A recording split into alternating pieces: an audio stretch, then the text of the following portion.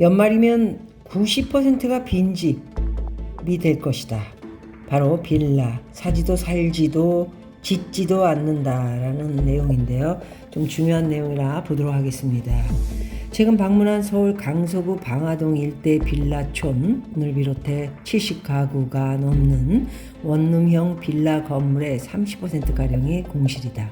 공실의 대부분은 집주인이 계약 만료 이후에도 세입자에게 전세 보증금을 돌려주지 못해 HUG 주택도시보증공사가 대위 변제를 진행 중인 집이라고 하네요.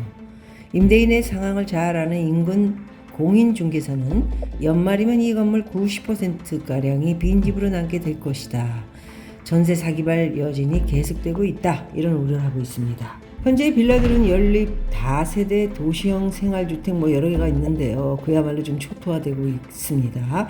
빌라는 월세 전세를 살며 돈을 모아 아파트로 내 집 마련을 하기 위한 주거 사다리의 첫 단계이기도 하죠. 하지만 2022년 말 터진 전세 사기 여파로요. 사지도 살지도 짓지도 않는 빌라 기피 현상이 심해지고 있습니다. 좀 문제는 있습니다. 왜냐하면 청년층 그리고 서민층 주거 사다리가 사실상 끊길 위기에 처했기 때문에 처음 집을 마련하려고 하는 재테크 수단의 첫 번째 목표이기도 한 것인데요. 다가구 주택, 연립 도시형 생활주택 이런 것들이 다 없어지면 이제 집을 사서 재테크 처음 시작해 보려는 사람들을 적은 돈 가지고요 집 한 채 마련하는 것으로서는 굉장히 재테크 수단 될 수 있었던 것이었죠. 매매뿐이 아니고요 빌라 전세 기피도 심화되고 있습니다. 임차인들이 보증금을 떼일 수도 있다는 우려에 빌라 전세를 꺼리고 있고요. 반면에 임대인은 정부가 전세 사기 이후에 HUG 전세 보증금 반환 보증 가입 요건을 강화하면서 빌라 전세가 사라지고 있다 이렇게 항변을 하고 있습니다. 기존 전세 보증금을 유지하거나요 시세만큼 더 받기 위해서는 보증보험의 한도를 넘어서는 부분만큼을 월세로 돌려받으면 될 것 같습니다. 빌라가 아무리 위험하다고 해도요 1,000만 원에 좀 값이 싸면 60만 원 그런 것이 요즘은 없다고 한들 한 2, 3천만 원 보증금 넣고 조금 올려서 월세를 한 70 정도 이렇게 받을 수 있는 새 연립 빌라 이런 것들은 저는 최근에 값이 많이 내려가기 때문에 오히려 한번 고려해 볼 만하다는 생각을 저는 갖고 있습니다. 임대인은 재계약을 하거나 신규 계약을 할 때 보증금 차액에 해당하는 금융 비용을 월세로 전가하고 있다. 월세로 요즘 돌려서들 많이들 내고 있다고 하는데요. 아파트 전세가 지금 많이 올랐다 이런 내용도 빌라에 있었던 사람들이 아파트로 옮겨가는 경우가 상당히 많았기 때문에 전세 올라가는 거에 불을 붙인 영향도 있습니다.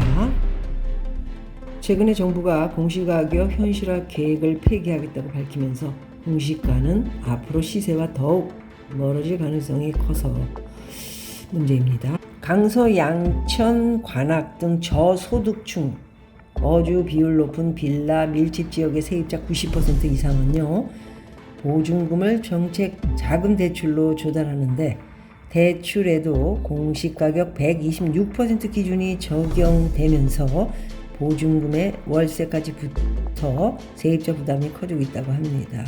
워낙 사고가 많았기 때문에 아무래도 이런 대출에도 공시가 126%를 기준으로 적용한 것 같습니다.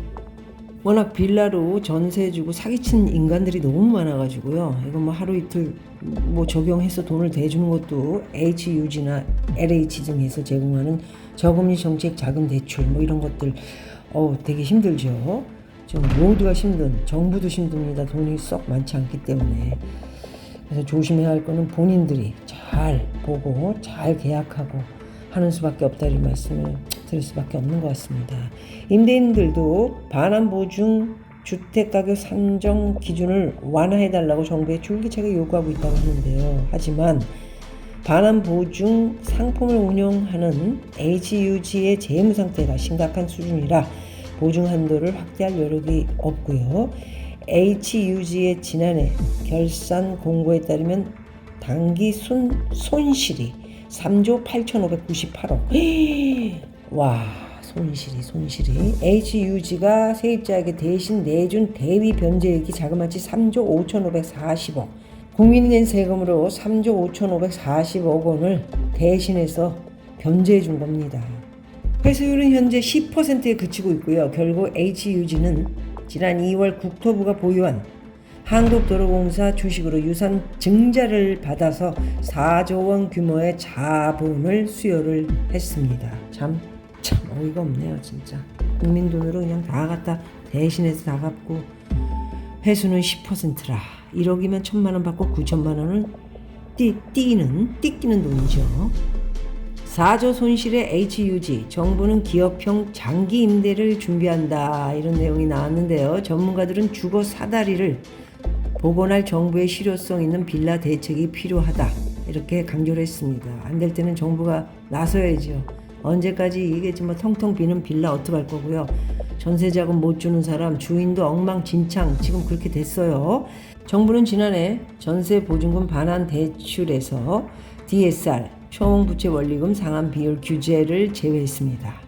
올해는 임차인이 거주 중인 소형 그리고 저가 수도권 3억 원, 지방 2억 원 주택 매입 시 취득세를 감면해주고 있고요. 청약 시 무주택자 지위를 유지하겠다는 정책 목표가 제시되기도 했습니다.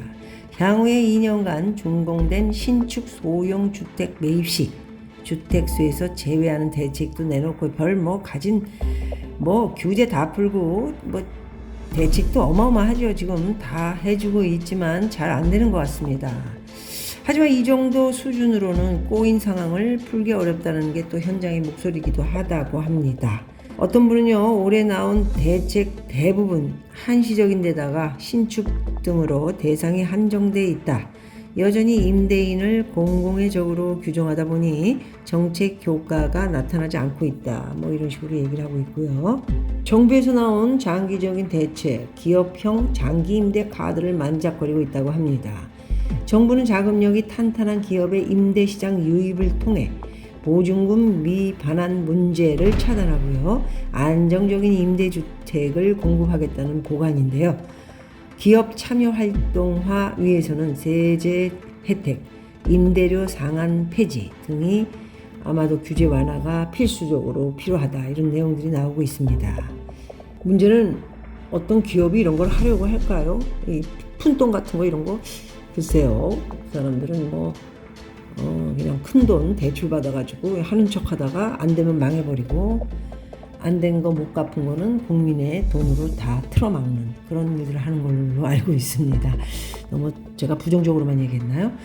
기업의 참여를 유도하려면 전세보다는 운영소득에 해당하는 월세에 대한 비중이 커져야 한다, 이런 얘기를 어떤 분이 또 하셨는데, 그동안 서민 주거비 부담에 대한 우려로 보증금을 늘리는 방향으로 정책을 추진하다 보니 규제 완화가 이루어지지 않았는데, 이를 개선해서 좀 풀어라, 이런 것들이 과제다, 숙제다, 이런 말들이 나오고 있습니다.